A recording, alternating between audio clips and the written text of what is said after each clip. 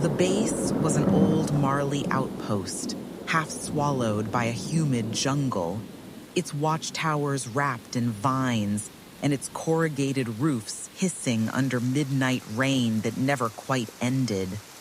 They had taken shelter after a long recon, stringing cots in a central barracks room and posting rotating watches while the generator muttered and insects sang like 1,000 clocks disagreeing with one another. Eren slept closest to the door, restless even in dreams.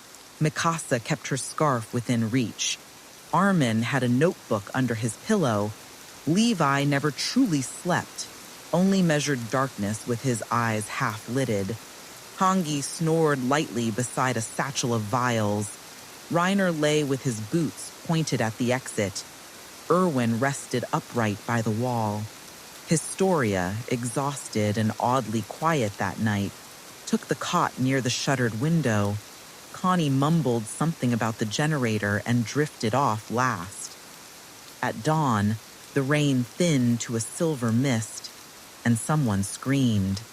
Historia lay cold, her skin pale and damp, eyes half open toward the ceiling beams, a faint violet line on the side of her neck, like a kiss that had learned cruelty. For a long second, no one moved. Then Levi was there first, fingers to her throat, then to her wrist, then drawing back as if the air had cut him, and he said nothing because there was nothing left to say. The locked room. Erwin's voice came calm through the throb of shock, steadying the air like a hand on the table in a storm. Doors were barred from the inside, he said, glancing at the timber braces Hange had rigged before lights out, and the window's interior latch still sat down, unbroken, with condensation beaded like sweat along the edges. If this was a murder, the killer either never left or never entered, Armin said, gaze sweeping the floorboards, the sill, the cot sheets, and the damp trail no one had made yet. Mikasa moved to Eren's side without looking, the motion automatic as breath, her eyes already taking stock of hands, boots, blades, and distances between people who suddenly felt farther apart than a room allowed. Reiner stood very still at the foot of his cot, as if motion might make the accusation inside the silence point at him by default, and Connie rubbed his neck and stared at the floor like it might tell him what to think.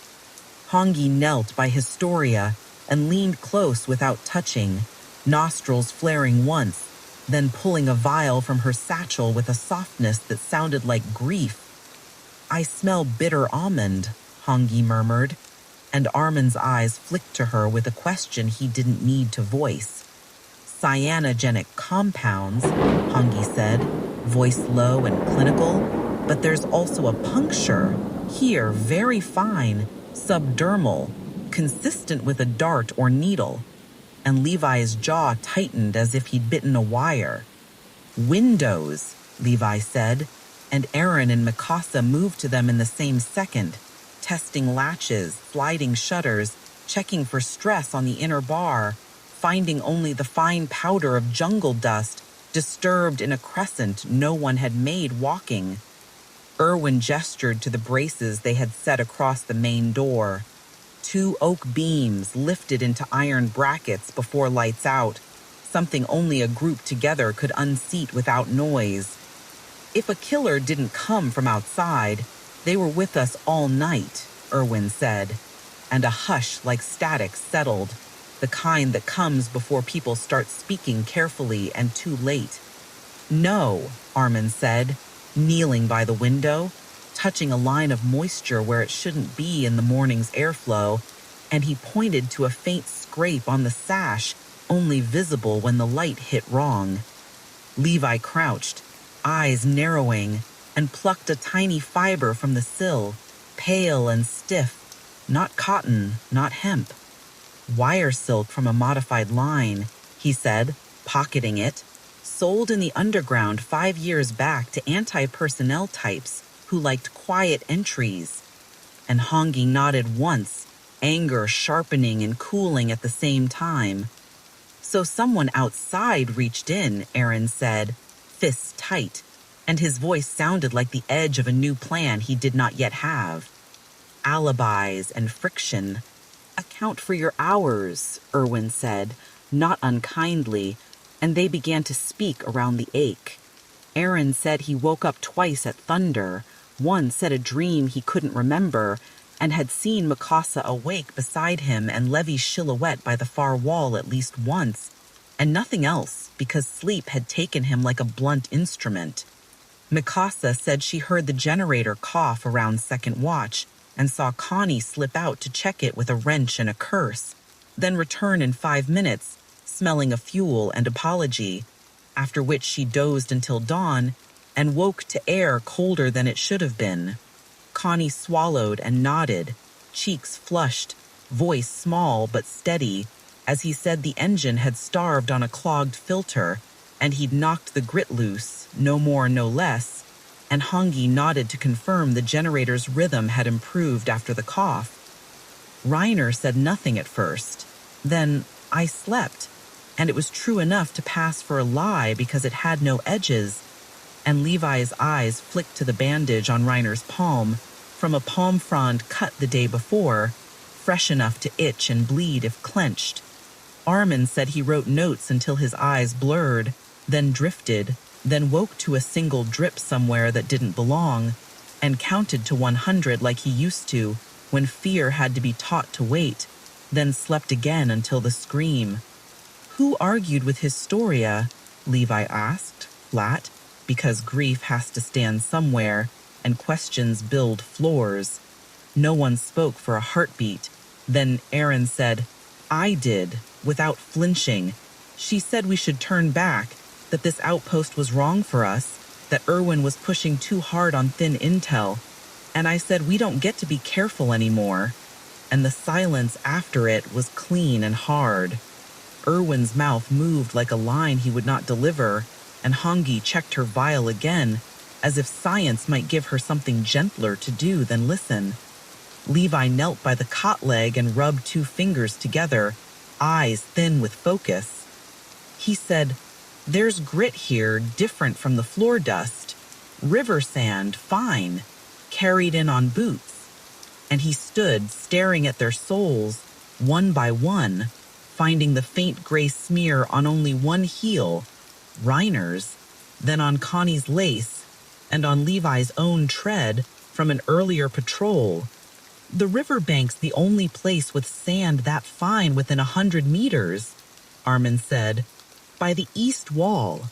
And Reiner said, I went to piss, flat as iron, and Connie said, I tripped the drum there when I checked the water line yesterday. And the room weighed both statements and did not like the taste of either. The first clues.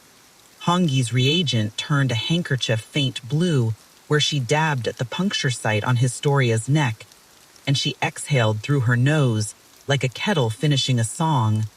She said, protein fixer shows binding, curare-like compound carried with a cyanogenic agent, dart-delivered paralysis, then the rest stopped the heart. And Mikasa looked away just enough to hide the flinch, and Eren stared until the world stared back. Are you certain of the method? Erwin asked, and Hange nodded once, as if certainty was a coat she hated but needed. Armin traced the window latch with a length of thread and a small weight from his jacket pocket, looping it to show how it could be raised and dropped from outside with patience and a steady hand through the slats. He said, the moisture pattern and the latch position match a late-night open and reset, and the scrape shows someone who practiced enough to be sloppy once, and Levi's eyes sharpened in approval, without softening. Then the killer is not one of us, Mikasa said, relief and anger braided tight, and they're still out there, and the room breathed again, but only a little. Erwin inclined his head, gaze going distant and exact like a compass needing blood to point.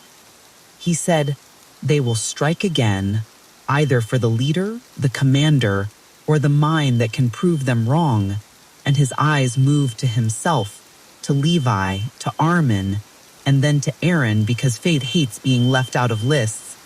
Levi said, "We set a trap," already moving, voice barreling over sorrow, because action is the only funeral he gives. We let them choose their target and catch their hands before they finish the gesture, and Hange's nod said she'd already chosen her tools. The trap. They rearranged the cots, moving Erwin's to the window and building his shape beneath blankets, while Erwin himself sat 3 feet to the left in shadow, a posture of patience and Keith. Armin's pillow went to the far wall, where a coat and a book laid in a careful suggestion of sleeping breath, while Armin crouched under a table with a mirror shard angled toward the shutters. Levi strung a hair-thin trip line of wire silk at knee height in front of the sill and dusted the floor beyond with powdered chalk Hange swore would show a ghost's footprints if mixed right, and Mikasa took the rafters, silent as a held thought.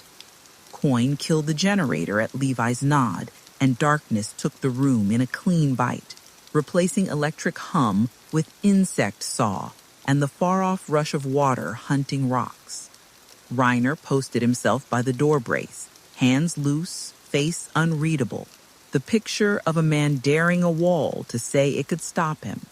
And Eren stood 2 paces behind Levi, like a fuse that had agreed to learn patience tonight and only tonight.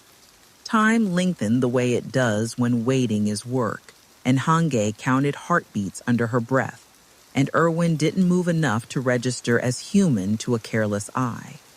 The window slats sighed once, then again, and exhaled too gentle for wind, and Armin's mirror caught a thread of darker dark, a line sliding in, weight on silk, hands where hands shouldn't be. A whisper of metal, the near-silent hush of a dart tube brought to lips, and Levi moved at the same heartbeat the wire silk thrummed, his boot taking the line, while his hand flashed, and the shutter jerked open as Mikasa dropped from the beam like a shadow acquiring mass. A figure in a damp cloak straddled the sill with 1 foot in and 1 foot out, one hand on a line and the other lifting the tube, but the line snapped tight across his calf and he pitched forward into Reiner's chest, which did not move except to close arms like a trap. The man's free hand went for his mouth with that practiced speed that means the end is in the teeth, but Eren's fingers clamped his wrist and twisted with a white-hot control he had learned the hard way, and the capsule fell and skittered into Hange's waiting cloth like a beetle losing an argument. "Alive," Levi said, blade at the throat, voice low as a promise, and Reiner loosened to hear but not an inch more, and Mikasa's foot pinned the man's dart hand to the floor with a pressure that explained everything about mercy and why she uses it sparingly. The signal house. The jungles swallowed sound, turning their footfalls into rumors, and the river's hiss grew from a thread to a sheet to a wall as they followed its edge to a squat stone shed on a rise like a knuckle.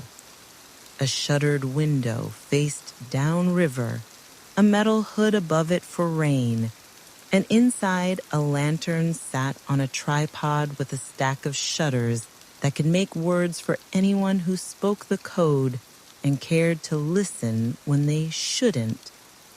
The floorboards were warped, but not enough to hide. Levi pried up the 3rd plank by the wall with a blade and found a small ledger bound in waxed cloth. The pages neat with numbers and broken into blocks that looked like money, until you realize they bought messages and not bread. Armin flipped through and found the page with tonight's date already half written, the sequence for target neutralized, and a follow-up code for secondary objectives commence. And he exhaled once, like a diver seeing bottom and deciding he didn't like it. "We send a message back," he said, "something that buys us time and misdirects. and Eren looked at him with that fierce trust he reserved for the moments when plans and pain shook hands. Levi watched the tree line as Armin worked the shutters, signaling compromised weather and delay, while Mikasa marked tracks outside, one set to the east, one to the north, one so faint it might have been a wish. The second attempt. They returned to the base under a sky that looked like it might choose thunder again if given a good reason, and Erwin met them at the door with a nod that said both, "Go on," and "I already know the half I need." Hange stood over a tray of extracts, one vial now labeled in tight letters, Arrow Night Derivative, and another, Bitter Seed Oil, her eyes tired and clear and angry in the right order. "He carried 2 darts, she said, pointing at the tube's residue. "One used, one intended." And Armin lifted the capsule they'd taken from the floor as if it were a word you needed to say slowly to survive. From the rafters came a soft scrape, too light for a rat, too deliberate for wind, and Mikasa's blade was in her hand before the thought finished forming. A second figure slid from a beam near the far wall, rope burned and frayed, knife between fingers like a shared secret, and the edge flashed once toward Armin's shadows. Levi's throw hit the wrist bone with a dull crack, and the knife sang a short, wrong note on the floor.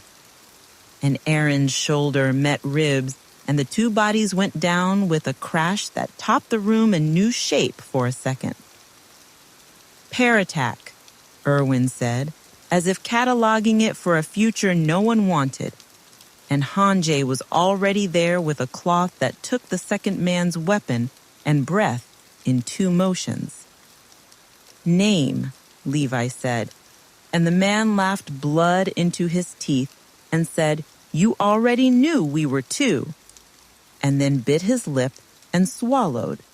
And Hange swore, because some capsules do not need hands to reach mouths. They wanted the ledger in the signal house discovered and this one to confirm the kill. And if we hadn't set a trap, one of us would be on the floor now." And Mikasa's eyes moved to Eren with the softness of steel, remembering why it was forged. The reveal. Levi stood by Historia's cot as the afternoon became a deeper color of grief, his hands empty and still. They chose poison and distance because they did not want to be remembered by the person they killed. Cowards with codes and lines and mouths full of orders, and his eyes were knives he didn't have to draw. Erwin folded the signal ledger closed and set it beside the bound assassin like a ledger finally balanced by something other than numbers. "We have senders upstream and receivers in Trost, and the messages they wanted will not arrive." And he looked to Hange, who nodded once, to Armin, who had already written 3 plans, and to Levi, who had none and needed none to know the next steps. "We will carry Historia home," Mikasa said, voice steady, choosing a verb that made the room breathe again. And Eren swallowed and said, "We will find who ordered this." And his tone promised the kind of truth that doesn't need a tribunal. Reiner set his jaw and put a hand on the assassin's chair back with a gentleness that would have confused any god not paying attention.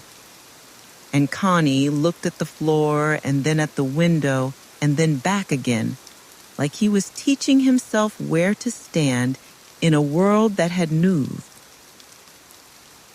Resolution. Night returned, clean and black, and they kept watch in shifts as if sleep were an indulgence for another unit in another story, and the jungle agreed to keep their secrets for one more turn of the earth. By dawn, the bound assassin had confessed enough to prove the shape of the conspiracy and not enough to save himself from whatever came next. And Erwin wrote a dispatch in a hand that did not shake and sealed it with a strip of oilcloth and intention. Hange cleaned her vials, Armin closed his notebook, Mikasa folded a blanket that smelled faintly of rain and lilies, and Levi sat on a crate outside the door with a blade and a rag, wiping a spot that wasn't there anymore. They lifted Historia together, step by step, and the base watched them leave with the silence of an accomplice who has finally learned a lesson too late to be useful. The river's hiss softened as they crossed the rise, and the path turned from mud to stone to road, and the jungle let them go without apology and without blessing, which is the best you can ask of a place that keeps books you cannot read. Behind them, the signal house lantern stayed dark, and up ahead, the world opened into the work of living with what cannot be undone, and doing what still can.